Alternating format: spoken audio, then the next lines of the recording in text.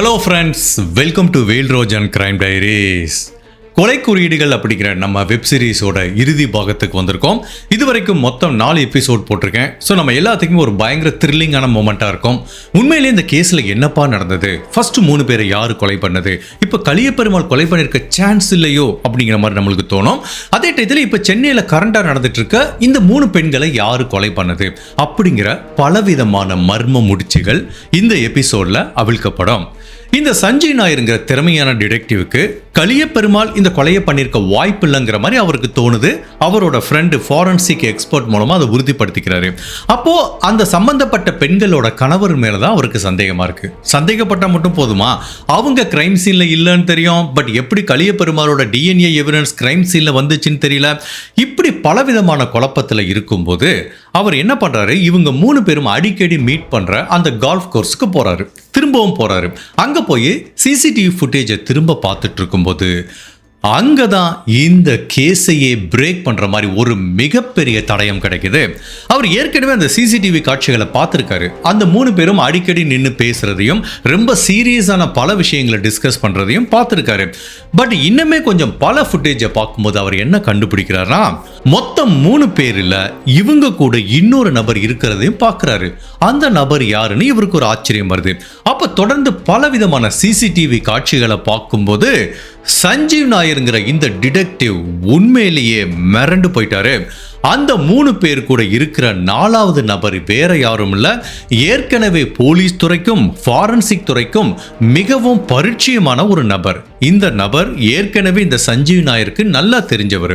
அந்த நபர் வேற யாரும் இல்ல, அவரோட பேரு ஆரவ். அந்த ஆரவ்ங்கிற நபர் ஃபாரன்சிக் டீம்ல ஒரு சீனியர் அபிஷியலா இருக்காரு.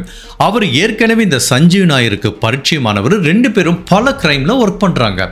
இந்த பேரை நம்ம அடிக்கடி கேள்விப்பட்டிருக்கோமே, இவர் அடிக்கடி பார்த்திருக்கோமே. இவர் எப்படி கால்ஃப் கோர்ஸ்ல சம்பந்தப்பட்ட இந்த 3 பேரோட இவ்வளவு க்ளோஸா சீரியஸா என்ன டிஸ்கஸ் பண்ணிட்டு இருக்காரு அப்படிங்கிற மாதிரி தெரியும் போது அவருக்கு பயங்கர ஷாக் ஆகுது. பிகாஸ் இந்த 3 பேரோட மனைவிகள் கொலை செய்யப்பட்ட கிரைம் சீனை ஃபாரன்சிக் டீம் ப்ராசஸ் பண்ணும்போது அந்த டீம்ல ஆரவ்ங்கிற இந்த சீனியர் அபிஷியலும் இருந்திருக்காரு.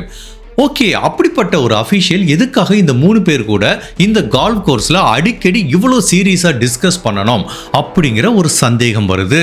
அப்ப இந்த சஞ்சய் நாயருக்கு என்ன தோணுது அப்படின்னா, இந்த 3 பேத்துக்கும் கணவர்மார்களுக்கும் இந்த ஆரவ்ங்கிற ஃபாரன்சிக் டீம்ல இருக்க ஒரு நபருக்கும் ஏதாவது ஒரு தொடர்பு இருக்குமா, இந்த கிரைம்ல ஏதாவது ஒரு தொடர்பு இருக்குமா அப்படிங்கறத தெரிஞ்சுக்கிறாரு. ஸோ இவங்க 4 பேத்துக்கும் இடைப்பட்ட பழக்கம் இந்த கால்ஃப் கோர்ஸ்லயே முடிஞ்சிருதா இல்ல போன்ல தொடருதா அப்படிங்கறத கண்டுபிடிச்சா உண்மையிலேயே இந்த கேஸ்ல ஒரு க்ளூ கிடைக்கும்னு நினைக்கிறாரு. அந்த 3 கணவர்மார்கள் ஏற்கனவே தொடர்ந்து போன்ல பேசிட்டு இருக்காங்க, அவங்களுக்குள்ள லிங்க் இருக்குன்னு தெரியுது. பட் இந்த ஆரோவோட போனை எடுத்து அதை அந்த கணவர்மார்கள் 3 பேரோட போனோட செக் பண்ணி பார்க்கும்போது உண்மையிலே இந்த சஞ்சீவ் நாயரால நம்பவே முடியல. ஒரு கவர்மெண்ட் அபிஷியல், கவர்மெண்ட் ஃபாரன்சிக் டீம்ல இருக்க ஒரு சீனியர் அபிஷியல் இந்த 3 பேர் கூடயும் அடிக்கடி போன் பேசியிருக்காரு. இந்த 4 பேரும் கான்ஃபரன்ஸ் போட்டு பேசியிருக்காங்க.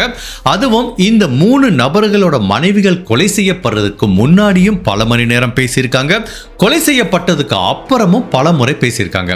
பட் அதுக்காக ஆரவ் தான் இந்த கொலையில இன்வால்வ் ஆயிருப்பாரு நம்ம சொல்ல முடியாது. மேபி கால்ஃப் கோர்ஸ்ல அவங்க ஒரு நல்ல ஃப்ரெண்டா கூட இருக்கலாம். பட் அப்படி இருந்தா கூட இந்த கேஸோட நேச்சரை வச்சு பார்க்கும்போது இந்த 3 கணவர்கள் மேல ஏற்கனவே சந்தேகம் இருக்கும்போது இப்போ ஃபாரன்சிக் டீம்ல இருந்து ஒருத்தன் லிங்க் ஆகும்போது ஆட்டோமேட்டிக்கா அந்த ஆரவ்ங்கிற நபர் மேலையும் இவருக்கு சந்தேகம் வருது. அப்ப இந்த சஞ்சய் நாயர் திங்க் பண்றாரு, ஒருவேளை இந்த கிரைம் சீன்ல கிடைச்ச ஃபாரன்சிக் தடயங்கள் எல்லாத்தையும் பிளாட் பண்றதுக்கு இவர் உதவி பண்ணியிருப்பாரோ அப்படிங்கிற மாதிரி ஒரு விபரீதமான ஒரு எண்ணம் வருது. சச்சா, அப்படிலாம் இருக்காது. ஒரு கவர்மெண்ட் ஃபாரன்சிக் அபிஷியல் இவ்வளவு கீழ்த்தரமா நடந்துப்பாங்களா? அதுக்காக ஒரு கிரைம் சீன்ல இப்படிலாம் கூட தடயங்களை பிளாட் பண்ணுவாங்களா? இருக்க வாய்ப்பு இல்லைங்கிற மாதிரி அவரோட உள் மனசு சொன்னா கூட இன்னொரு பக்கம் அவருக்கு என்ன தோணுதுன்னா, இன்னும் கொஞ்சம் டீப்பா விசாரிச்சு பார்ப்போம். எனக்கு என்னமோ இந்த ஆரவ்ங்கிறவன் ஒரு கேஷுவலான ஃப்ரெண்டு மாதிரி தெரியல. அதையும் தாண்டி அவங்க 4 பேத்துக்குள்ள ஒரு உறவு இருக்குங்கிறத மட்டும் இவரால உணர முடியுது. அப்ப இந்த சஞ்சய் நாயர் பேக்ரவுண்ட்ல என்ன மாதிரி விசாரணை பண்றாருன்னா, எடுத்தவனே ஆரவ விசாரணை கூப்பிடல. ஃபர்ஸ்ட் இவங்களுக்குள்ள இருக்க லிங்கை கன்ஃபார்ம் பண்ணிக்கிறதுக்காக அவர் ஒர்க் பண்றாரு. ஏற்கனவே இந்த 3 கணவர்மார்கள் மேல சந்தேகம் இருக்கிறதுனால அவங்களோட செல்போன் சிக்னலை மட்டுமல்ல அவங்களோட பேங்க், ஃபினான்ஷியல் டிரான்சாக்ஷன் எல்லாத்தையும் எடுத்து வச்சிருக்காரு. அப்படி எடுத்து வைக்கும்போது இந்த ஃபினான்ஷியல் டிரான்சாக்ஷனுக்கும் ஆரவுக்கும் ஏதாவது தொடர்பு இருக்குமா அப்படிங்கிற மாதிரி செக் பண்ணி பார்த்தார்ல. அப்ப பலவிதமான ஃபினான்ஷியல் டிரான்சாக்ஷன் இந்த 3 கணவர்கள் கிட்ட இருந்து ஆரவுக்கு பரிமாறப்பட்டிருக்கு. தட் மீன்ஸ் பல லட்சம் ரூபாய் இந்த 3 கணவர்களும் இந்த ஆரவுக்கு டிரான்ஸ்ஃபர் பண்ணியிருக்காங்க. பணம் டிரான்ஸ்ஃபர் பண்ணது பிரச்சனை இல்லை, அது எப்போ டிரான்ஸ்ஃபர் செய்யப்பட்டது அப்படிங்கிறதான் பிரச்சனை. ஃபர்ஸ்ட் ஜனனி கொலை செய்யப்படுறாங்க. அப்போ அந்த கணவர் விக்ரம் என்ன பண்றாரு, கொலை செய்யப்பட்ட ஒரு வாரம் கழிச்சு 50 லட்சம் ரூபாய் அவருக்கு பணம் அனுப்பிச்சிருக்காரு.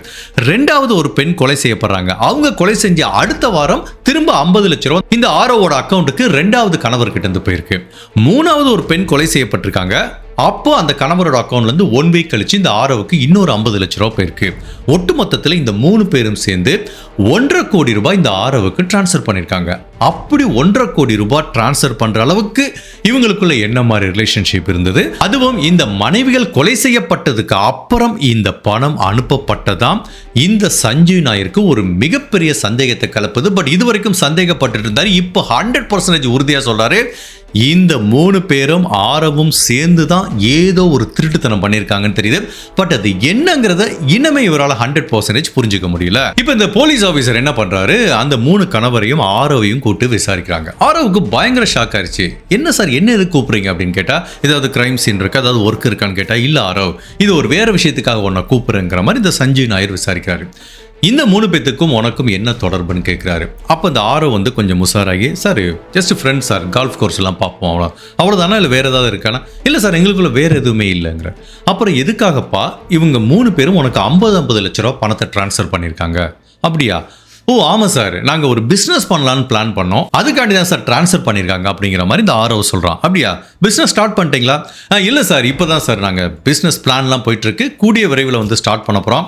இவங்க அவங்கவுங்க வேலையில் பிஸியாக இருக்கிறதுனால இவங்களால பிஸ்னஸில் கான்சன்ட்ரேட் பண்ண முடியாதுன்னு எனக்கு ஜஸ்ட் இன்வெஸ்ட்மெண்ட் மட்டும் பண்ணுறாங்க, நான் தான் சார் அந்த பிஸ்னஸை பண்ண போகிறேன் அப்படிங்கிற மாதிரி இவன் சொல்கிறான். ஓ அப்படியா, மற்றபடி உங்களுக்குள்ள ஃப்ரெண்ட்ஷிப் எப்படி?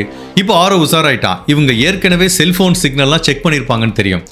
நாங்கள் நல்ல ஃப்ரெண்ட்ஸ் சார், அடிக்கடி ஃபோனில் பேசுவோமே அப்படிங்கிற மாதிரி சொல்லியிருக்கான். பட் ஏற்கனவே இவங்களுக்குள்ள பலவிதமான கான்ஃபரன்ஸ் கால் நடந்ததையும் கண்டுபிடிக்கிறாங்க. அப்படியா, சரி ஓகே, நீங்கள் போயிட்டு வாங்க, நாங்கள் அப்புறம் கூப்பிட்றோங்கிற மாதிரி இவங்க எல்லாத்தையும் அனுப்பிச்சிட்டாங்க. அப்பவே இந்த 3 கணவருக்கும் ஆரவுக்கும் ஒரு மிகப்பெரிய பதட்டம் வருது.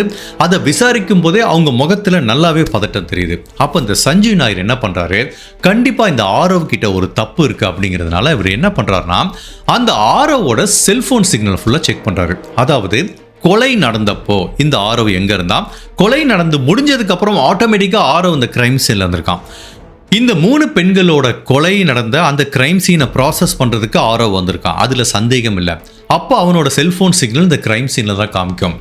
பட் அதுக்கு முன்னாடி கொலை நடந்தப்போ ஒரு 3-4 மணி நேரத்துக்கு முன்னாடி அவனோட செல்ஃபோன் சிக்னல் எங்கே இருக்குன்னு பார்த்தா, அவனோட செல்போன் சிக்னல் இந்த கரஸ்பாண்டிங் 3 கிரைம் சீன்ல இருந்ததுக்குரிய தடயம் இருக்கு. தட் மீன்ஸ் ஃபார் எக்ஸாம்பிள், ரெண்டாவது ஒரு கிரைம் சீன் எடுத்துப்போம். அந்த பெண் ஒரு 3 மணிக்கு கொலை செய்யப்பட்டிருக்காங்க. ஒரு 6-7 மணிக்கு அவங்க கணவர் பார்த்துருக்காருன்னு வச்சுப்போம். 6-7 மணிக்கு இவனோட செல்போன் கிரைம் சீன்ல இருக்கு. இவன் கிரைம் சீனை ப்ராசஸ் பண்றதுக்கு வந்திருக்கான். பட் இதே ஆரோவோட செல்போன் சிக்னல் 3 மணிக்கும் அதே கிரைம் சீன்ல காட்டுது. அப்போ போலீஸுக்கு என்ன டவுட் வருதுன்னா, ஓகே கிரைம் நடந்துருச்சு, நீ வாப்பா அப்படின்னு சொல்லி கூப்பிட்டா தானே இவன் வருவான். கிரைம் நடக்கிறப்போ அவனுக்கு எப்படி தெரியும் இங்க கிரைம் நடக்க போதுன்னு? இல்ல கிரைம் நடந்துட்டு இருக்கும்போது அவனோட செல்போன் சிக்னல் எப்படி இந்த 3 வெவ்வேறு விதமான கிரைம் சீன்ல வந்தது அப்படிங்கிறதா இப்ப எல்லாத்துக்கும் இருக்கிற கொஸ்டின். ஸோ அப்போ ஆட்டோமேட்டிக்கா இதுக்குரிய ஆன்சர் நல்லாவே தெரியும். இந்த கிரைம் நடக்கிறப்போ ஆரவ்ங்கிற இந்த கவர்மெண்ட் ஃபாரன்சிக் ஆஃபீஸர் 3 கிரைம் சீன்ல இருந்ததுனால ஆட்டோமேட்டிக்கா இந்த கிரைமுக்கும் அவனுக்கும் தொடர்பு இருக்கு அப்படிங்கிறது சந்தேகம் வந்ததுனால இப்ப திரும்ப இந்த 3 கணவரையும் அந்த ஆரவ்ங்கிற நபரையும் விசாரணை கூப்பிடுறாங்க. இங்க பாருப்பா, ஏற்கனவே உங்களுக்கு இருந்த ஃபினான்ஷியல் டிரான்சாக்ஷனுக்கு நீ ஜஸ்டிஃபிகேஷன் கொடுத்துட்ட. இப்போ உன்னோட செல்போன் சிக்னல் கிரைம் நடந்தப்போ எக்ஸாக்டா அந்த லொகேஷன்ல இருந்திருக்கு. அதுக்கு உங்ககிட்ட ஏதாவது பதில் இருக்கா அப்படிங்கிற மாதிரி கேட்டாங்கல்ல. இந்த கணவர்மார்கள் 3 பேரோட ஃபேஸும் இந்த ஆரவோட ஃபேஸும் அப்படியே வெளிரி போச்சு. அப்பவே தெரிஞ்சு போச்சு நம்ம போலீஸ்ல மாட்டிக்கிட்டோன்னு. இப்போ சஞ்சய் நாயர் ஓப்பனாவே கேட்கிறாரு, சொல்லுங்கப்பா 4 பேர் சேர்ந்து எப்படி பிளான் பண்ணி கொலை பண்ணீங்க அப்படிங்கிற மாதிரி ஓப்பனாவே கேட்டாரு. பட் இதுக்கு மேல நம்ம தப்பிக்க முடியாது, எவிடன்ஸ் ஸ்ட்ராங்கா இருக்கு அப்படிங்கிறதையும் ஆரவ் புரிஞ்சுக்கிட்டான். பிகாஸ் ஏற்கனவே உடைக்கப்பட்ட எல்லா ஃபாரன்சிக் தடயங்களையும் இவர் காமிச்சிருக்காரு. அப்போ ஃபைனலா ஆரவ் வேற வழி இல்லாம கன்ஃபெஷன் பண்ணிக்கிறான். ஓகே சார், நான் என்ன நடந்துச்சுன்னு ஒன்னா சொல்றேங்கிற மாதிரி அவன் சொன்னா பாருங்க கன்ஃபெஷனை. இதை கேட்டு இந்த சஞ்சய் நாயர்ங்கிற போலீஸ் ஆஃபீஸரே அரண்டு போயிட்டாரு. இந்த மாதிரிலாம் கூட ஒருத்தனால பிளான் பண்ணி ஒரு கிரைமை எக்ஸிக்யூட் பண்ண முடியுமா? இது சினிமாவையே மிஞ்சிற மாதிரி பிளானா இருக்குன்னு அசந்து போயிட்டாரு.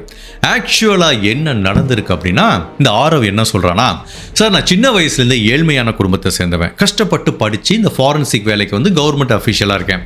உங்களுக்கு தெரியுமா கவர்மெண்ட்ல எவ்வளோ சம்பளம் வந்துட போகுதுன்னு? நம்மளுக்கு ஒன்றும் பெருசாக ஏர்னிங் கிடையாது. என்னை பொறுத்த வரைக்கும் வாழ்க்கையில் நிறைய பணம் சம்பாதிக்கணும்னு எனக்கு ஆசை சார். அதனால நான் குறுக்கு வழியை தேர்ந்தெடுத்தேன். எப்படி பணம் சம்பாதிக்கலாம், நம்ம கிட்ட இருக்க ஸ்கில்லை வச்சு எப்படி பணம் சம்பாதிக்கலாங்கிற மாதிரி நான் திங்க் பண்ணிட்டு இருந்தேன். நான் அடிக்கடி இந்த கால்ஃப் கோர்ஸுக்கு விளையாட போகும்போது அங்க இந்த 3 பேரோட பழக்கம் கிடைச்சது. அதாவது இந்த விக்ரம், ராகவ், அருண் இவங்க 3 பேரோட பழக்கம் கிடைச்சது. நாளடைவில் நாங்கள் நல்ல நண்பர்களாக மாற ஆரம்பிச்சிட்டோம். ஒவ்வொரு வீக்கெண்டும் கால்ஃப் கோர்ஸ்க்கு வருவோம், ஜாலியாக விளையாடுவோம். அப்போ ஒவ்வொருத்தவங்களும் அவங்க வாழ்க்கையில் ஏற்பட்ட பிரச்சனைகளை நாங்கள் ஷேர் பண்ணிக்கிட்டோம். ஸோ எனக்கு இருக்கிற பண பிரச்சனை நான் அவங்ககிட்ட சொன்னேன். அவங்க ஒவ்வொருத்தருக்கும் ஒரு பிரச்சனை இருக்கு. ஃபார் எக்ஸாம்பிள் விக்ரம் எடுத்துப்போம். அவன் லைஃப்ல இருக்க மிகப்பெரிய பிரச்சனை என்னன்னா, வெளி உலகத்துக்கு ஒரு மிகப்பெரிய பிசினஸ் மேனோட பொண்ணை கல்யாணம் பண்ணிக்கிட்ட மாதிரி தான் தெரியுது. பட் அவன் வாழ்க்கையில 1000 பிரச்சனை இருக்கு. மாமனார் உள்ள சேர்த்துக்க மாட்டேங்கிறாரு, கோடியா சொத்து வச்சிருக்காரு, இவரோட பிசினஸ் அவுட்டு, கையில சுத்தமா காசு இல்ல. பொண்டாட்டி என்னன்னா வீட்டில் வளர்க்குற நாய் மாதிரி தான் மறிக்கிறா. உன்னை நம்பி வந்தேன் பாரு, காதலிச்சு வந்தேன் பாரு, எங்க அப்பா பாரு கோடியா பிசினஸ் வச்சிருக்காரு, நீ என்னன்னா ஒரு பிசினஸ் பண்ண தெரியாம நடுத்தருவில் வந்து நிக்கிறங்கிற மாதிரி ஏளனமா பேசுற ஒரு மனைவி, உதவியே செய்யாத ஒரு மாமனாரு, ஒட்டுமொத்தத்தில் அந்த மனைவியே இவருக்கு ஒரு பெரிய பிரச்சனையா தான் இருந்திருக்கு. ஸோ அந்த மாதிரி ஒரு பிரச்சனையில விக்ரம் கோத்ரூ பண்ணிட்டு இருந்திருக்காரு. ரெண்டாவது ராகவ், இந்த சாஃப்ட்வேர் இன்ஜினியர் எடுத்துக்கிட்டீங்கன்னா, அவனுக்கு வந்து ஒய்ஃப் நல்ல ஒய்ஃப் தான். பட் அந்த ஒய்ஃபுக்கு வந்து இன்னொருத்தங்க கூட இல்லீகல் அஃபேர் இருக்கு. அவனுக்கு அது நல்லாவே தெரியும். அந்த நபரை அடிக்கடி மீட் பண்ற, ஏன் அந்த காதலர் மூலமா தன்னோட மனைவி கர்ப்பமானதே இவனுக்கு தெரிஞ்சிருக்கு. ஸோ அதனால தன்னோட மனைவி வித்து விவாகரத்து வாங்கலாம் பார்த்தா அந்த பொண்ணு விவாகரத்து தரமாட்டேங்குது. ஸோ விவாகரத்து வாங்கிட்டு போனா பெரிய லெவல் ஜீவனாம்சம் கொடுக்கணும். ஸோ இந்த ராகவ்ங்கிற நபர் ஸ்ட்ரக் ஆகி நின்றுக்கிட்டா, இவனுக்கு சைடில் இன்னொரு லவ்வர் வேற இருக்கு. ஸோ இப்படிப்பட்ட மனைவி தனக்கு எதுக்கு, தான் ஆசைப்பட்ட காதலியை கல்யாணம் பண்ணிக்கிட்டா தன்னோட வாழ்க்கை சந்தோஷமா இருக்குமே அப்படிங்கிற இன்னொரு பிரச்சனையும் இந்த ராகவுக்கு இருந்துட்டு இருக்கு. ஃபைனலா அருண், அந்த கன்ஸ்ட்ரக்ஷன் இன்ஜினியர் எடுத்துக்கோங்க.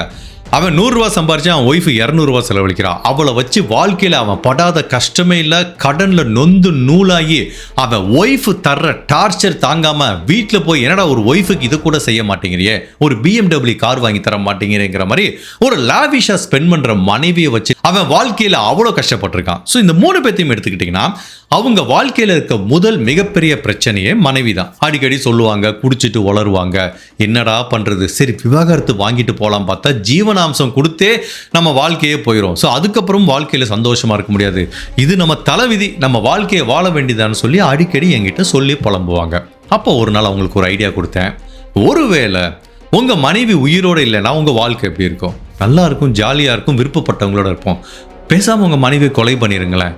என்னப்பா சொல்றீங்க, என்ன இவ்வளோ ஈஸியாக சொல்றீங்க? ஆமா, இன்சூரன்ஸ் பாலிசி எடுங்க, மனைவியை கொலை பண்ணுங்க, பாலிசியில் பணம் வரும், அதுக்கப்புறம் பிடிச்ச பொண்ணோட இருங்க, இல்லை உங்க ஆசைப்பட்ட வாழ்க்கையை நிம்மதியாக வாழுங்களேன், ஏன் பண்ணக்கூடாது அப்படின்னு கேட்கும்போது, ஐயோ கிரைமா, கொலை பண்ணிட்டா நம்ம ஜெயிலில் போய் வாழ்க்கை ஃபுல்லாக இருக்க நேரிடுமே, இதெல்லாம் எங்களுக்கு வேணாம், எது அதுக்கு பொண்டாட்டி டார்ச்சரோட இருந்துட்டு போயிடுவேன், என்ன ஆள விடுறா சாமி அப்படிங்கிற மாதிரி 3 பேரும் இந்த கிரைம்ல இன்வால்வ் ஆகிறதுக்கு பயந்துட்டு இருந்தாங்க. அப்போ நான் உங்களுக்கு ஒரு சான்ஸ் கொடுத்தேன்.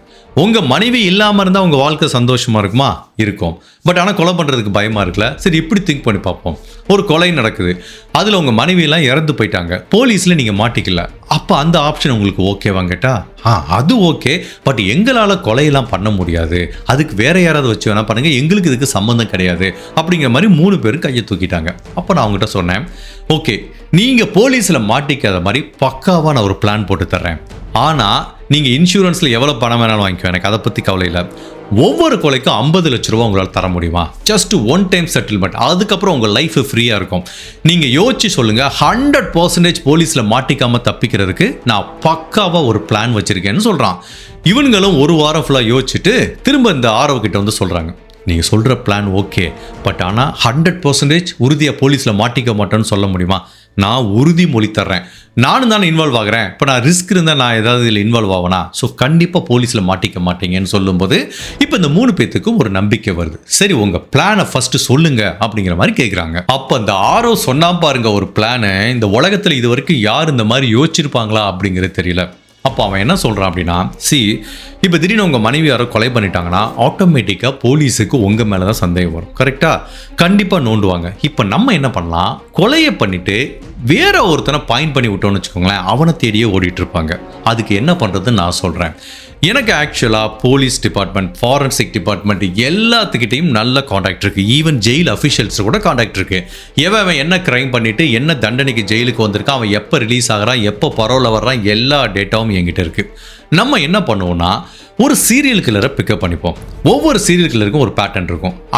அந்த சீரியல் கில்லரை பிக்கப் பண்ணிப்போம். அவன் வந்து ஜெயிலேருந்து எப்போ பரோவில் வெளியே வர்றான்னு பார்ப்போம். அப்படி வெளியில் வந்தான்னு வச்சுக்கோங்களேன், அந்த டயத்தில் அதே மாதிரி பேட்டர்னில் நம்ம ஒரு கொலை பண்ணோன்னு வச்சுக்கோங்களேன், அப்போ போலீஸுக்கு ஆட்டோமேட்டிக்காக அந்த சீரியல் கில்லர் மேலே சந்தேகம் வரும்ல. இந்த பேட்டர்னில் தானே அவன் கொலை பண்ணிட்டு ஜெயிலுக்கு போனான், அவன் கரெக்டாக பரோவில் வந்திருக்கான், அப்போ இந்த மாதிரி கொலை நடக்குது அப்படிங்கிற மாதிரி ஒரு டவுட் வரும்ல. அப்போது போலீஸ் அவனை தேடி ஓடுவாங்களா, நம்மளை விட்டுருவாங்களா? இந்த ஐடியா எப்படி இருக்குன்னு கேட்குறான்.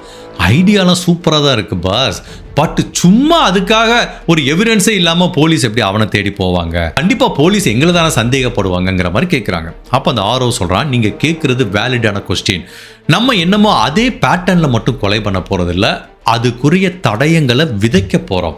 இவன் அந்த கிரைம் சீனில் இருந்த மாதிரி ஒரு இல்யூஷனை கிரியேட் பண்ண போகிறோம். அது எப்படி பாஸ் பண்ண முடியும் அப்படின்னு கேட்டதுக்கு, நான் ஒரு ஃபாரன்சிக் எக்ஸ்பர்ட். ஒரு கிரைம் சீனில் என்ன மாதிரிலாம் தடயங்களை பேசிக்காக போலீஸ் பார்ப்பாங்கன்னு எனக்கு தெரியும். ஸோ நம்ம ஒரு கிரைம் சீனில் டிஎன்ஏவை விதைப்போம், இன்னொரு கிரைம் சீனில் ஃபிங்கர் பிரிண்ட்டை போடுவோம், இன்னொரு கிரைம் சீனில் ஃபுட் பிரிண்ட்டை போடுவோம்.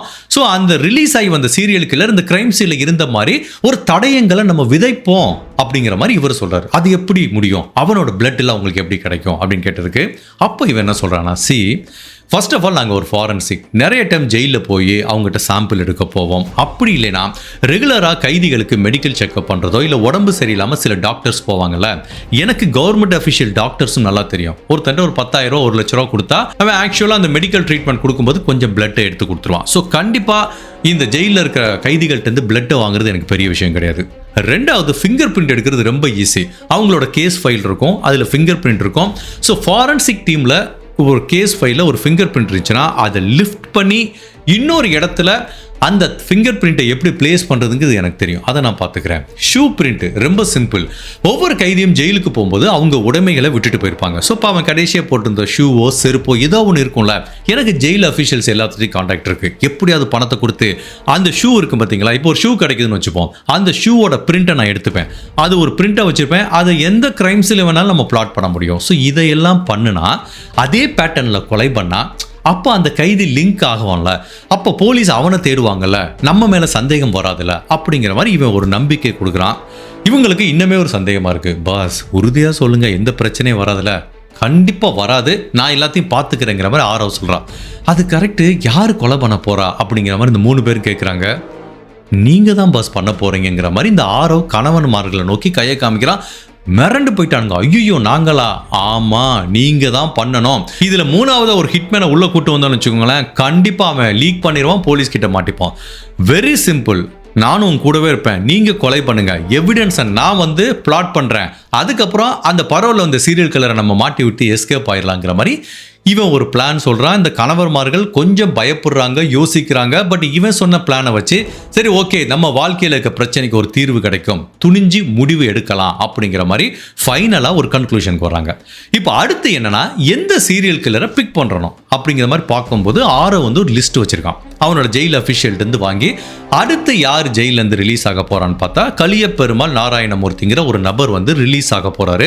அவர் செங்கல்பட்டில் இந்த மாதிரி 4 பெண்களை வித்தியாசமான முறையில் கொலை பண்ணார். சூப்பர், இந்த பேட்டர்ன் யூனிக்காக இருக்குது, இது அப்படியே நம்ம இம்ப்ளிமெண்ட் பண்ணுவோம். அந்த கணவர்மார்கிட்ட சொல்கிறான், இவர் இத்தனாம் தேதி ரிலீஸ் ஆகி வராரு, வந்தவனை கொலை நடந்தால் இமீடியட்டாக சந்தேகம் வரும், நம்ம ஒரு 2-3 மாதம் வெயிட் பண்ணுவோம், ஃபஸ்ட்டு ஒரு இன்சிடென்ட் பண்ணுவோம், போலீஸ் எப்படி அப்ரோச் பண்ணுறாங்கன்னு பார்ப்போம், அதை பொறுத்து 2வது இன்சிடென்ட் பண்ணலாம் அப்படிங்கிற மாதிரி முடிவு பண்ணுறாங்க. பட் இதில் இன்னொரு ட்ரிக்கியான விஷயம் என்ன அப்படின்னா, ஒவ்வொரு கிரைம் நடந்தப்பவும் இந்த கலியபெருமாளோட ஃபோன் சிக்னல் அந்த கிரைம் சீனுக்கு பக்கத்தில் இருந்ததை கண்டுபிடிக்கிறாங்க. அதை பேஸ் பண்ணி தான் அரெஸ்ட் பண்ணாங்க. ஸோ இந்த ஃபாரன்சிக் தடயங்களையும் தாண்டி அந்த சீரியல் கில்லரை கிரைம் சீன் ஃபோன் லொக்கேஷனோட லிங்க் பண்ணிட்டா உண்மையிலேயே நம்ம 100% தப்பிச்சிடலாங்கிற மாதிரி ஒரு ஐடியா. பட் இந்த கணவர்மார்கள் திரும்பவும் கொஸ்டின் கேட்குறாங்க, அது எப்படி அந்த சீரியல் கில்லரோட கான்டாக்டை ஏற்படுத்தி நம்ம கொலை பண்ணுறப்ப அவனை கிரைம் சீனுக்கு பக்கத்தில் வர வைக்கிறது அப்படின்னு கேட்கும்போது அதுக்கும் இவன் ஒரு ஐடியா சொல்கிறான். அந்த கலியபெருமாளை பற்றி நல்லா விசாரிச்சிட்டேன். அவன் ஜெயிலேருந்து வந்து கண்டிப்பாக ஏதாவது ஒரு வேலை தேடுவான். அதுவும் அவனோட சொந்த ஊர் செங்கல்பட்டு. ஸோ கண்டிப்பாக பரோலுக்கு சைன் பண்ண வருவான். ஸோ அவன் எப்போ செங்கல்பட்டுலேருந்து சென்னைக்கு பரோல் சைன் பண்ண வர்றானோ அந்த டேட்டை நம்ம எடுத்துப்போம். அப்போ இந்த இன்சிடெண்ட்டை பண்ணுவோம். அவனை கிரைம் சீனுக்கு பக்கத்தில் கொண்டு வருவோம். எப்படி கொண்டு வரலாம் அப்படின்னா, அவனோட தேவையை என்னன்னு புரிஞ்சுப்போம். அவனுக்கு ஒன்று ஏதாவது ஒரு தேவை, ஃபார் எக்ஸாம்பிள் வேலை தேவைப்படலாம், இல்லை ஏதாவது ஒரு தேவைப்படலாம். அந்த தேவையை புரிஞ்சுக்கிட்டு, எனக்கு போலீஸ் டிபார்ட்மெண்ட்டில் நிறைய பேர் தெரியும், யாராவது ஒருத்தரை வச்சு நம்பத்தகுந்தமான ஆளை லிங்க் பண்ணி அவன் அந்த கிரைம் சீனுக்கு பக்கத்தில் கொண்டு வர்றது என்னோட வேலை அப்படிங்கிற மாதிரி இவங்க முடிவு பண்ணுறானுங்க. ஸோ இந்த பிளான்லாம் பக்காவாக இருக்குது. சரி, எப்படி நாங்கள் போலீஸ்கிட்ட மாட்டிக்காமல் தப்பிச்சுக்கிறதுக்குன்னு இவன் என்ன சொல்கிறான், அடுத்து அங்கே வரேன், நீங்கள் தான் கொலை பண்ண போகிறீங்க. பட் கொலை பண்ண அந்த டயத்தில் நீங்கள் 3 பேரும் ஆஃபீஸில் இருந்த மாதிரி ஒரு இல்யூஷனை கிரியேட் பண்ண போகிறோம். அதுக்கு நீங்கள் ஃபஸ்ட்டு என்ன பண்ணுறீங்க அப்படின்னா, இந்த கொலை பண்ணுறதுக்கு 2-3 மணி நேரத்துக்கு முன்னாடி தனிமையாக ஒரு கான்ஃபரன்ஸ் ரூமுக்கு ஒரு ஆஃபீஸ் ரூமில் போய் உட்காந்துக்கோங்க. பட் நீங்கள் அந்த ரூமுக்குள்ளே போகிறத யாராவது ஒருத்தர் பார்க்கணும். பட்டு அந்த ரூமை விட்டு நீங்கள் வெளியில் வந்து பேக் டோர் வழியாக வரணும். நான் உங்களை பிக்கப் பண்ணிப்பேன். பட் வரும்போது கண்டிப்பாக உங்கள் செல்ஃபோனை ஆஃபீஸ்லேயே விட்டுட்டு வரணும். அப்போ தான் போலீஸுக்கு சந்தேகம் வராது நீங்கள் ஆஃபீஸில் இருந்த மாதிரி. ஸோ நீங்கள் என்ன பண்ணுவீங்களோ தெரியாது, பேக் டோர் வழியாக பின்னாடி வர்றீங்க.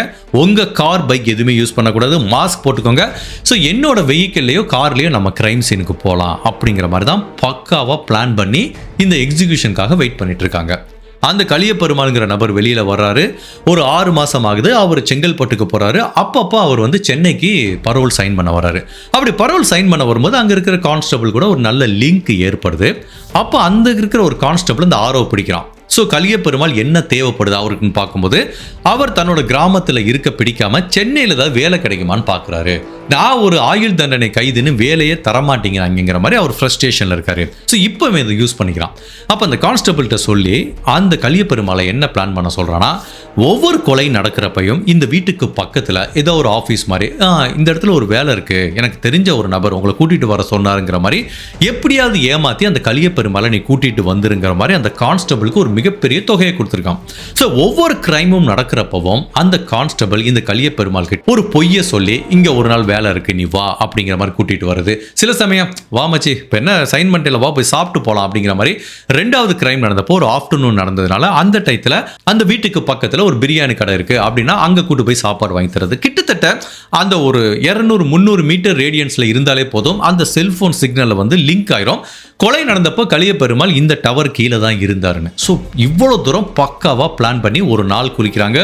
கலியபெருமாள் அங்கேருந்து ஃபர்ஸ்ட் சைன் பண்ண வர்றாரு. அப்போ அந்த கான்ஸ்டபிள்கிட்ட சொல்லி இந்த ஜனனி அண்ட் விக்ரமோட வீட்டுக்கு வர சொல்கிறாங்க. இப்போ ஃபர்ஸ்ட் கொலை பண்ணுறதுக்கு ரெடி ஆகுறாங்க. ஸோ இவர் ஏற்கனவே இந்த விக்ரம் ஆஃபீஸில் இருக்காரு, ஃபோன் அங்கே வச்சுறாரு, பேக் டோர் வழியாக வெளியில் வர்றாரு, இவன் காரில் வெயிட் பண்ணுறான். ஸோ அவங்க வீடு ஐசோலேட்டட் வீடுங்கிறதுனால எப்படியோ சுற்றி இருக்க சிசிடிவி கேமராவில் மாட்டாமல் வந்துடுறாங்க. அப்படி போலீஸ் பல சிசிடிவிகளை செக் பண்ணால் கூட அப்போ ஆரவங்கிற ஒருத்தன் இருக்குங்கிறது தெரியாது. மேபி இந்த வீட்டுக்கு போகிற பல வழிகளில் வந்திருந்தா கூட அப்போ போலீஸுக்கு சந்தேகம் இருந்திருக்க வாய்ப்பு இல்லை. பிகாஸ் ஆரவங்கிற ஒரு கேரக்டர் அப்போ பிக்சர்லேயே இல்லை. ஸோ இவன் ஆரோவோட காரில் ஏறுறான், தள்ளி பார்க் பண்ணிட்டு அவங்க வீட்டு காம்பவுண்ட் கேட்டில் பின்னாடி குதிச்சு வந்து இவன் கதவை தட்டுறான்.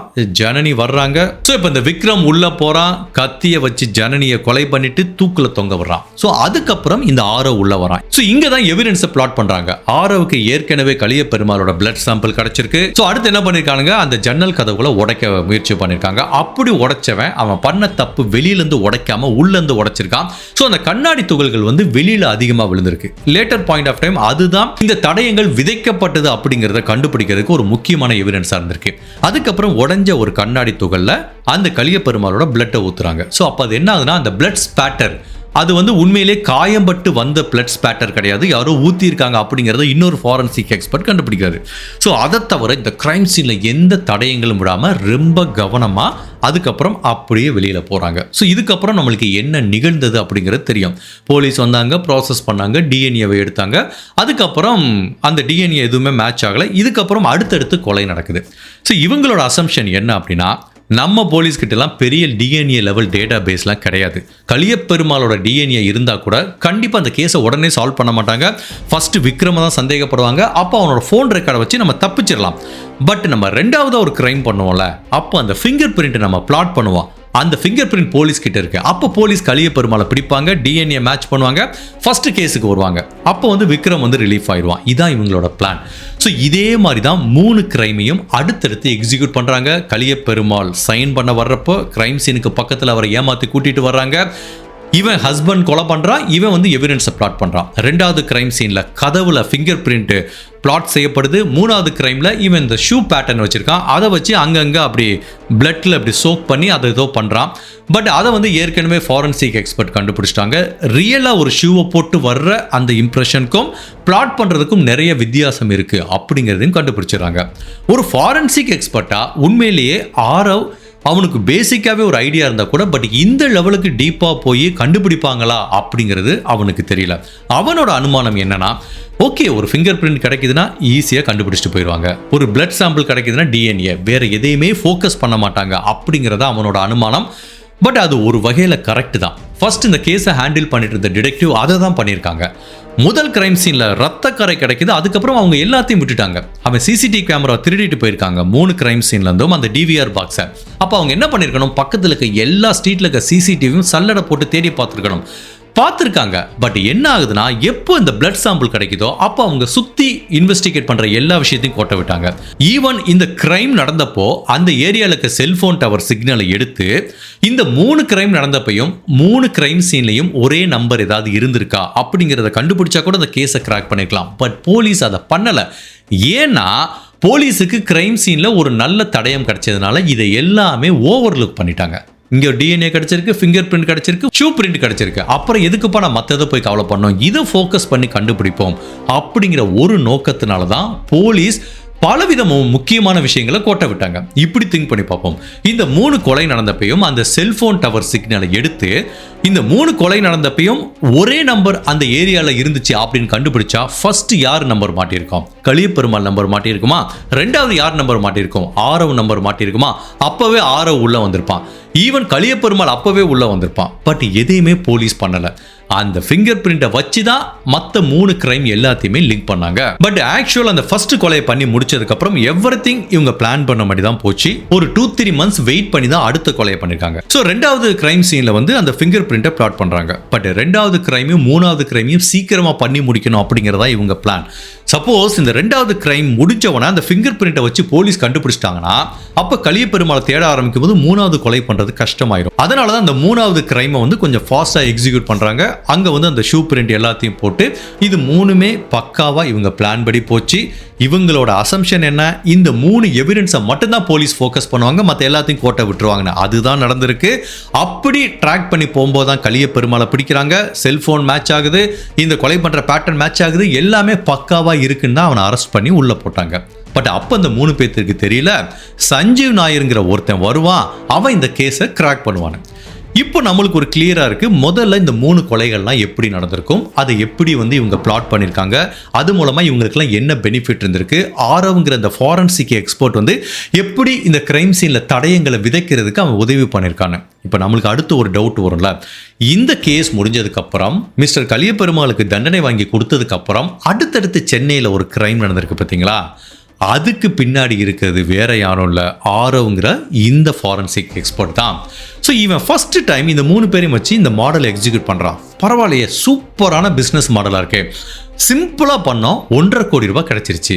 இப்போ இதையே ஏன் நம்ம திரும்ப பண்ணக்கூடாது? நம்மளுக்கு தெரியும் எவனாவது ஒரு சீரியல் கில்லர் இருப்பான், அவன் ஜெயிலேருந்து வெளியில் வருவான், இந்த மாதிரி பொண்டாட்டி பிரச்சனை பண்ணுற எவனாவது ஒருத்தன் நம்மளுக்கு தெரிவான், அவனை பிடிச்சி இந்த பிளானை சொல்லி நம்ம ஏன் ஒவ்வொருத்தன்ட்டையும் 1 கோடி ரூபாய் ஆட்டையை போடக்கூடாது அப்படிங்கிற மாதிரி அவன் பிளான் பண்ணி தான். இதே மாதிரி அவன் நிறைய கிளப்புக்கு போகிறான், அங்கே இருக்கிற பணக்காரங்கள் எல்லாத்தையும் பண்ணி யாரெல்லாம் மனைவிக்கோட பிரச்சனை இருக்கோ அவங்களோட ஒரு நட்பை ஏற்படுத்திக்கிறான், அவங்க கிட்ட இந்த ஐடியாவை சொல்கிறான். ஸோ அப்படி சொல்லும்போது எல்லாத்துக்கும் அது ஓகேவா தெரிஞ்சதுனால தான் இந்த கொலை நடந்து முடிச்சதுக்கு அப்புறம் இதே மாதிரி ஒரு சீரியல் கில்லர் இருக்கான். அவன் ஒரு 2 பெண்களை கத்தியால குத்தி அவங்க உடம்பை எரிச்சு தடயங்களை அழிக்க முயற்சி பண்ண குற்றத்துக்காக ஜெயிலுக்கு போயிருக்கான்.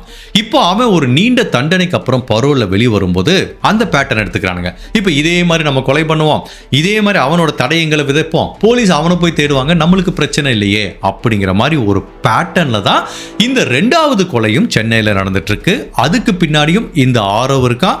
அதுக்கு பின்னாடி கொலை செய்யப்பட்ட அந்த மனைவிமார்களோட கணவர்கள் தான் இதை பண்ணியிருக்காங்க அப்படிங்கிற மாதிரி 2வதா சென்னையில் நடந்துட்டு இருக்க இந்த 3 கொலையும் சால்வ் செய்யப்படுது. நான் நிறைய கிரைம் கேஸ்ல சொல்லியிருக்கேன், சில பேர் ரொம்ப திறமையா எவ்வளவோ தடயங்களை அழிச்சிட்டு போய் கவனமா ஒரு கிரைமை பண்ணா கூட, எவ்வளவு பெரிய எக்ஸ்பர்ட்டா இருந்தா கூட அவங்களையும் அறியாம ஒரு தடயத்தை விட்டுட்டு போவாங்க. இதுல ஆரவ் அவன் தான் இதோட மாஸ்டர் பிளான், எல்லாத்தையும் அவன் தான் பிளான் பண்ணி எக்ஸிக்யூட் பண்ணியிருக்கான்.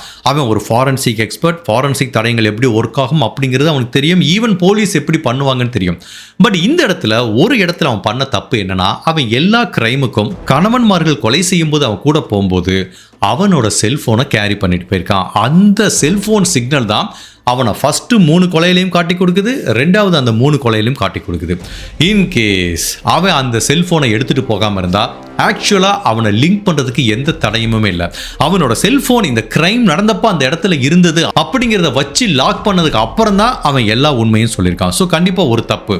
2வது அவன் ஒரு ஃபாரன்சிக், அவனுக்கு தெரியாத பிளட் ஸ்பேட்டர் கிடையாது, எப்படி ஃபாரன்சிக் டெஸ்ட் பண்ணுவாங்கன்னு தெரியும். பட் இவனை பொறுத்த வரைக்கும் நம்ம போலீஸ் அந்த அளவுக்குலாம் போவாங்களா? நம்ம தானே இந்த கிரைம் சீனுக்கு போறோம், நம்ம தானே ப்ராசஸ் பண்ண போறோம், வேற யாரு வரப்போறா அப்படிங்கிற ஒரு ஓவர் கான்ஃபிடென்ட்ல தான் இந்த அளவுக்கு டீப்பா போலீஸ் போக மாட்டாங்க. இந்த அளவுக்கு கண்டுபிடிக்கிறதுக்கு ஃபாரன்சிக் எக்ஸ்பர்ட்லாம் இல்லை அப்படிங்கிற மாதிரி நினைச்சு தான் இந்த தடயங்களை விதைச்சிருக்கான்.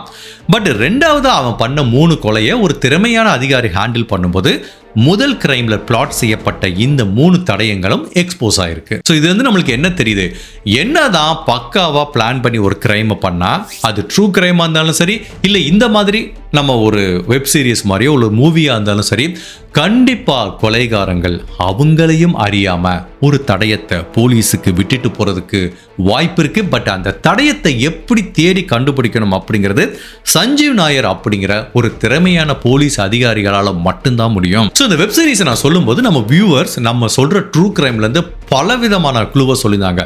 இதை இப்படி சால்வ் பண்ணிருக்கலாமே, அப்படி சால்வ் பண்ணிருக்கலாமே, செல்போன் சிக்னல் வச்சு ஈஸியா லிங்க் பண்ணிருக்கலாமே, ஏன் போலீஸ் அந்த ஸ்ட்ரீட்ல இருக்க சிசிடிவி கேமராலாம் பார்க்கல அப்படிங்கிற எல்லாத்துக்குமே ஆன்சர் என்னன்னு அப்படின்னா ஒரே ஆன்சர் தான், ஓவர்லுக்.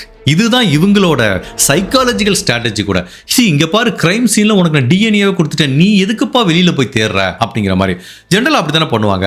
ஓகே, நம்மளுக்கு கிரைம் சீன்ல கிடைச்சிச்சு, நான் போய் எதுக்கு வெளியில போய் தேடணும் அப்படிங்கிற, எதுக்கு நான் போய் இவ்வளவு கஷ்டப்படணும் அப்படிங்கிற மாதிரி தான் போலீஸை சைக்காலஜிக்கலா மேனிப்புலேட் பண்றதுக்கு தான் அழகான ஃபாரன்சிக் தடயங்களை விதைச்சிட்டு போயிருக்கான் அந்த ஆரவ். அதுதான் அவனோட மாஸ்டர் பிளான். அதுவும் ஒரு ஸ்டேஜ் வரைக்கும் பக்காவா ஒர்க் ஆயிருக்கு. இது கதைக்காக நான் சொல்லல, இது நிஜமாவே நிறைய நடக்கும். நம்ம நிறைய கேஸ்ல பார்த்திருக்கோம். ஹாசினி கேஸ் எடுத்துக்கோங்க, என்ன நடந்தது, ஒரு சிசிடிவி காட்சிகள் கிடைச்சதா, இவன் பேக் எடுத்துட்டு போனானே, அப்போ அசியுமே பண்ணிட்டாங்க, இவன் தான் பண்ணியிருப்பானே, அவன் பண்றான் பண்ணல. பட் அதுல என்ன ஆச்சுன்னா இவன் தான் அப்படின்னு ஒரு இடத்தையே ஃபோக்கஸ் பண்ணி கடைசியில் ஒரு தடயத்தையும் கண்டுபிடிக்க முடியல. இப்போ அவன் நிரபராதி அப்படின்னா தஷ்வந்தை ஃபோக்கஸ் பண்ணியே தானே நம்ம உண்மையான குற்றவாளியை தப்பிக்க விட்டோம். இந்த மாதிரி நம்ம எவ்வளோ கேசஸ் பார்த்துருக்கோம். ஈவன் இப்போ நிதாரின்னு இப்போ நோய்டாவில் நடந்த அந்த கேஸை கூட எடுத்துப்போம். அவங்களே குற்றவாளியாக இருக்கட்டுமே, இல்லை இல்லாமலே இருக்கட்டுமே, ஒன்று எவிடன்ஸ் கலெக்ட் பண்ணுறதுல கோட்டை விட்டாச்சு, இல்லை அவன் குற்றவாளி இல்லைன்னா இல்லாத ஒருத்தன் பின்னாடியே போய் அவனுக்கு அகென்ஸ்டாக தடயங்களை பில் பண்ணி இந்த மாதிரி உண்மையான குற்றவாளிகள் தப்பிக்க விட்டோம். ஸோ இதுக்கு பேர் ஒட்டுமொத்தத்தில் ஓவர் லுக்குன்னு சொல்லுவாங்க. ஓகேப்பா, சூப்பரான தடயம் கிடச்சிருச்சு, இனிமேல் நம்ம எதையுமே பார்க்கக்கூடாது. இந்த குதிரைக்கு கடிவாளம் போட்ட மாதிரி இந்த டிஎன்ஏ யாருக்கு சொந்தமானது அதை தான் நான் பார்ப்பேன், வேற எதையும் பார்க்க மாட்டேன் அப்படிங்கிற மாதிரி. இது நம்ம ஊரில் மட்டுமல்ல, ஃபாரின்லேயும் எவ்வளவோ கேஸில் இந்த மாதிரி ஓவர் லுக் பண்ணி கோல்டு கேஸான எவ்வளவோ கேசஸ் இருக்குது. ஸோ இது ஒரு கிரைம் இன்வெஸ்டிகேஷனில் நார்மலாக நடக்கும். இந்த ஓவர் லுக் பண்ணுறது அந்த கேஸை ஹேண்டில் பண்ணுற டிடெக்டிவை பொறுத்து இருக்கு. ஒருவேளை சஞ்சீவ் நாயர் மாதிரி ஒரு திறமையான அதிகாரி இந்த ஃபர்ஸ்ட் கேஸை ஹேண்டில் பண்ணியிருந்தா அவர் இதை வேற மாதிரி பார்த்துருக்க கூட சான்ஸ் இருக்கு. ஸோ ஃபைனலாக இந்த வழக்கில் சம்பந்தப்பட்ட முதல்ல 3 கொலையில் ஈடுபட்ட அந்த கணவர்மார்கள், இதில் மாஸ்டர் பிளான் போட்ட ஆரோங்கிற அந்த ஃபாரன்சிக் எக்ஸ்பர்ட், அதுக்கப்புறம் இப்போ 2வது இன்னொரு 3 கொலைகள் பண்ண அந்த கணவர்மார்கள், மொத்தம் 7 பேர் அரெஸ்ட் பண்ணுறாங்க. ஸோ நிரபராதி கலிய பெருமாள் அப்படிங்கிற அந்த நபரை வந்து ரிலீஸ் பண்ணிடுறாங்க. ஃபைனலாக இந்த கொலை குறியீடுகள் அப்படிங்கிற நம்ம வெப் சீரிஸ் ஒரு முடிவுக்கு வருது. இந்த 5 எபிசோடையும் நீங்கள் நல்லா என்ஜாய் பண்ணியிருப்பீங்கன்னு நான் நினைக்கிறேன். ஈவன் நம்ம ட்ரூ கிரைம் பார்க்குற வியூவர்ஸ் இதை நிறைய பேர் பார்க்கல, பட் பார்த்த வரைக்கும் ஐ எம் ஸோ ஹாப்பி. அவ்வளோ பாசிட்டிவாக கமெண்ட் கொடுத்துருந்தீங்க. ஈவன் இதெல்லாம் எனக்கு ரொம்ப ஜஸ்ட் நியூவாக எழுத ஆரம்பிக்கிறது, அதனால எனக்கு அங்கங்கே சின்ன மிஸ்டேக் இருக்கலாம், லாஜிக் மிஸ்டேக் இருக்கலாம். அதை வந்து மேபி ஸ்கிரிப்டில் ஒன்று இருக்கும். அப்புறம் வந்து நான் உங்களுக்கு வந்து இதை வந்து சொல்லும்போது பார்த்தீங்கன்னா இந்த மாதிரி ஸ்டிக்கி நோட்டில் பாயிண்டாக வச்சு சொல்லுவேன். அப்படி சொல்லும்போது என்ன அறியாமல் சில மிஸ்டேக்ஸ் கூட நான் மறந்துருக்கிறதுக்கு வாய்ப்பு இருக்குது, இல்லை தப்பாக சொல்லியிருக்க கூட வாய்ப்பு இருக்குது. ஸோ அங்கங்கே கண்டிப்பாக சின்ன லூப் ஹோல் இருக்கும், நான் இல்லைன்னு சொல்லலை. பட் ஆனால் நான் கடைசி எபிசோடில் நான் எங்கெல்லாம் அந்த லூப் ஹோல் இருந்ததோ அதை எல்லாத்தையும் நான் க்ளோஸ் பண்ணியிருக்கேன், கரெக்டான ஜஸ்டிஃபிகேஷன் கொடுத்துருக்கேங்கிற மாதிரி நான் நம்புகிறேன். அப்படி ஏதாவது விட்டுருந்தா கூட ஸோ டெஃபினெட்லி இந்த ஸ்கிரிப்டை இன்கேஸ் இதை நாளைக்கு சினிமாவோ வெப் சீரிஸோ எடுத்தால் கண்டிப்பாக அந்த கேப் எல்லாமே ஃபில் பண்ணலாம். பட் இதை நம்ம அப்படியே போய் சினிமாவாக வெப் சீரிஸாக எடுக்க முடியும்னா கண்டிப்பாக எடுக்க முடியாது. இதில் பல விதமான எலிமெண்ட் வந்து ஆட் பண்ணுவாங்க. இது அப்படியே போய் எடுக்க முடியாது. இது இன்கேஸ் யாராவது ஒருத்தவங்க இன்ட்ரெஸ்டிங்காக இருந்தால் கூட ஒரு டைரக்டர், அசிஸ்டன்ட் டைரக்டர், ஒரு 4-5 பேர் ஒரு ரூமில் உட்காந்து 1 மாதம் 2 மாதம் இதை பக்காவாக ஃபுல்லாக ஸ்கிரிப்ட் டெவலப் பண்ணி எங்கேயுமே லூப் ஹோலில் எந்த மிஸ்டேக்கும் இல்லை. ஃபர்ஸ்ட் எபிசோடில் ஒன்று சொல்லியிருப்போம், அது கடைசி எபிசோடில் அதை மிஸ் பண்ணிடக்கூடாது, இல்லை அங்கே சொன்னதை இங்கே மாற்றி சொல்லிடக்கூடாது. ஸோ அந்த மாதிரிலாம் ஸ்கிரிப்ட் ஒர்க் பண்ணுவாங்க. ஆக்சுவலி அப்படி பண்ணி ரொம்ப கிளியர் பண்ணதுக்கு அப்புறம் தான் இது ஃபைனலாக ஷூட்டிங் போவாங்க. ஸோ மேபி இதில் நான் ஏதாவது சின்ன மிஸ்டேக் விட்டுருந்தா கூட அதை மேபி ஃபைனல் ஸ்கிரிப்டில் சரி பண்ணுறதுக்கு வாய்ப்பு இருக்குது. பட் இதை சினிமாவோ வெப் சீரிஸோ ஆகுமோ அப்படிங்கிறது எனக்கு தெரியல. இதை நான் ரொம்ப நாள் எழுதி வச்சு அதை நடக்கும்னு நினச்சேன், அது நடக்கலை. சரி நம்ம சேனலில் போடுவோம், மேபி இது மூலமாக இது நிறைய ப்ரொடியூசரை ரீச் பண்ணுறது கூட சான்ஸ் இருக்குது. அப்படி ஒரு வாய்ப்பு கிடைச்சிச்சுன்னா இதை நம்ம பெரிய திரையில் கொண்டு வரதுக்கு முயற்சி பண்ணலாம். ஸோ ஃபைனலாக இந்த வெப் சீரிஸை பற்றி நீங்கள் என்ன நினைக்கிறீங்க? உங்களோட கருத்தை மறக்காமல் இந்த வீடியோவில் பதிவு பண்ணுங்க. ஸோ இதுக்கப்புறம் நம்ம வழக்கம் போல் ட்ரூ கிரைம் கேஸ் தான் போட போகிறோம். பட் 5 நாள் தொடர்ந்து உழைச்சதுனால, நைட்டு மகளும் உழைச்சதுனால பயங்கர ஹேங் ஓவராக இருக்குது. இப்போ நீங்கள் இந்த லாஸ்ட் எபிசோட் சனிக்கிழமை பார்த்துட்டு இருக்கீங்களா? ஸோ மண்டே முடிஞ்சால் வீடியோ போகிறேன், அப்படி இல்லைன்னா டியூஸ்டே ஒரு ட்ரூ கிரைம் கேஸோட உங்களை சந்திக்கிறேன். Till then stay safe, take care, பாய்.